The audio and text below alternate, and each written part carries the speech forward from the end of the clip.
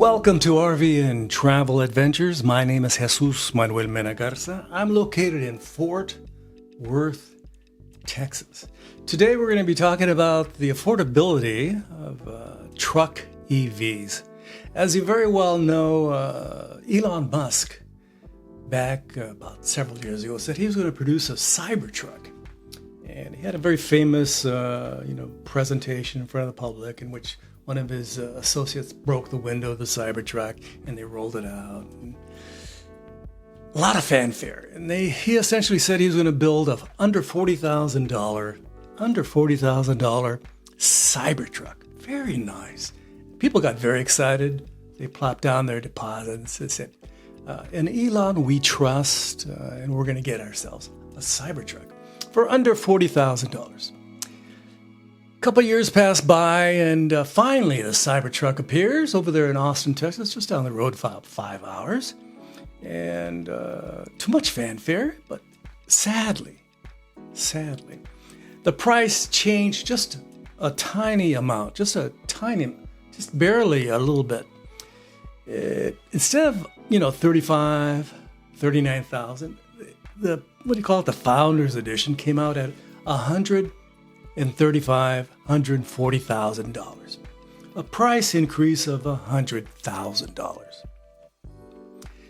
Elon Musk said, "Hey, prices have gone up," or something like that. I remember him sort of apologizing to the public, saying, "Hey, this is we're going to try to keep it, get things down. But right now, you can buy a Cybertruck, basic Cybertruck for I think around $70,000. But the first edition was $135,000."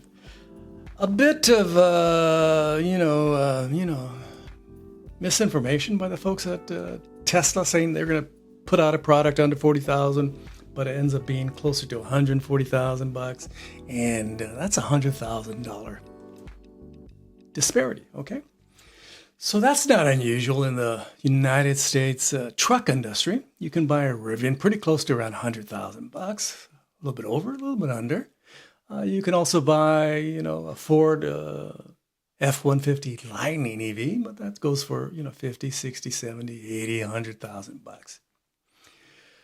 Texans love their luxurious trucks, nice interiors, F-150, F-250, F-350, F-450, F-550. They're tremendous at towing, and they're fantastic, absolutely fantastic works trucks. I have a Chevy Colorado, a modest little truck, but it tows my little travel trailer rather readily. I could have a bigger truck. I could use a bigger truck to tow it, a little more power, less issues going up those hills. I don't have to slow down to go over these hills. But it's going to be several years before the EV industry in the United States of America without incentives. If the truck industry in the United States was given incentives, they would produce things rather readily because they're getting money. Okay, let me make the noise. But they're not, so they're dragging their heels and saying, "Oh, we'll build an EV right now, but we'll make it expensive, and eventually we'll get something that's inexpensive. But right now, let's sell you something pricey." So right now in the market, several companies, have come out, and there's one Slate truck, and they're building a vehicle that's rather affordable. They're claiming it's going to be around $25,000. I say the mid-20s. But things, am I to trust these individuals? Maybe not. My experience with Tesla, with their exorbitant pricing structure, hopefully there's no price creep when it comes out in a year or two and that Slate truck and they say it's going to be in the mid-20s. It turns out to be in the mid-30s or the mid-40s. That wouldn't be nice.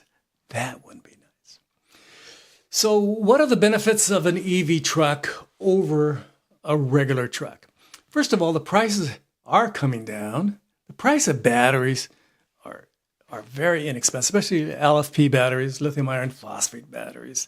They're very inexpensive at this time. And, you used to buy a battery for your RV, your house battery. It used to cost $1,200. Now that same battery, pretty much the same battery, now sells for $150. So, the price has gone down precipitously because of competition, and the availability of lithium now is everybody's digging up lithium and making batteries.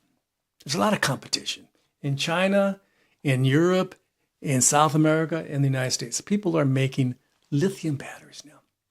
Of course, the new technology that's just come on the market is called sodium batteries.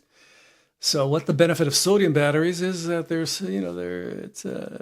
doesn't require lithium, doesn't require any complex chemistry, but they're coming out with lithium batteries.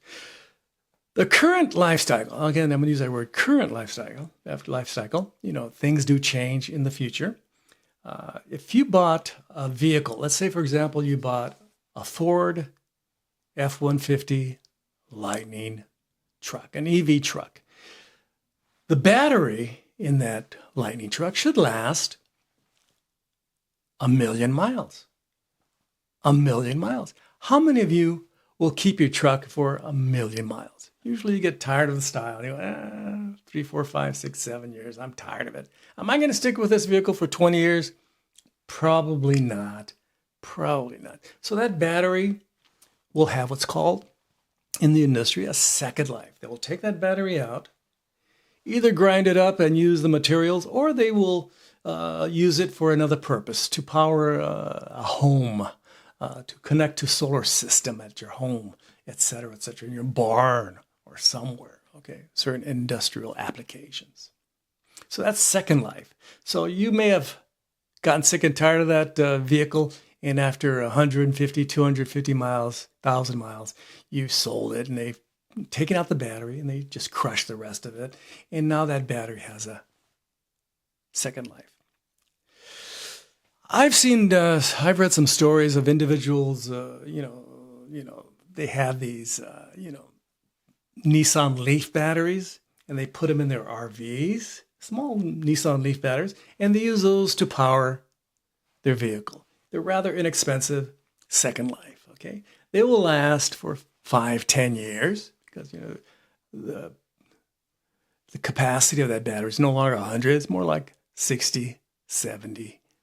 But it's still pretty good, And they put it in their motorhome, and they have that battery, and it's inexpensive. I've heard stories of people actually buying a cheap, Nissan Leaf that's old, and they got it for $5,000, and they park the vehicle in a certain garage, and they connect to that battery, and that's how they power. And they have solar panels, and they power that battery, and they use that to power their home in the country, okay? Talk about portable power. So there's a lot of options out there. Again, what do we need in the United States to have more people buy EV trucks? It's pretty simple. The price has to go down, and we have to have better infrastructure. Right now, a lot of folks are getting money to produce, to create infrastructure, charging infrastructure, but do they maintain it? There's a lot of people complain. I went to a charger and it's not working. It's because they only got money to build it, not necessarily maintain it and fix it when it goes bad, okay? So you have to have a program that's actually legitimate, that builds the charging infrastructure, maintains the infrastructure, and fixes any issues that it has, and when new technology comes along, upgrades the infrastructure. Just saying. And making the payment system, ubiquitous. Anybody can, charge at that station. Standardizing charging systems. I know that we already have the NAC system, North American Charging Standard, but we got to make the payments for that also simplified and ubiquitous. I heard a story of Rivian. They have their little charging network. They're already charging pretty good for that, but they were going to charge a hell of a lot more for anybody else that wanted to use their system. That's not nice. So again, making charging ubiquitous and, reliable is very, very important. Of course, making those trucks less expensive. There are going to be a lot of trucks coming out in the next couple of years, smaller trucks and more, urban and suburban friendly trucks. Not everybody needs a gigantic truck to haul their fifth wheel or to haul their tractor from field to field or haul the horses to the show, et cetera, et cetera. Some of us just need a little truck. I have a little truck just to take, tow their little RV, a little, travel trailer, something around 5,000 pounds. We don't need to tow 15,000 pounds, just 5,000 pounds, perfectly fine. And some of these new trucks, new EVs, are pretty nice. Again, the technology at the old Indiana RV manufacturing facilities, they have a lot of old tech. They need to understand. Of course, do they understand? Maybe not. The land of the Amish over there. Do they understand new technology? Maybe not. Okay, so so we need to have new technology. We have to compete with the Chinese. They're innovating. They have a society there which is entrepreneurial and also has, they like to steal ideas. You have an idea?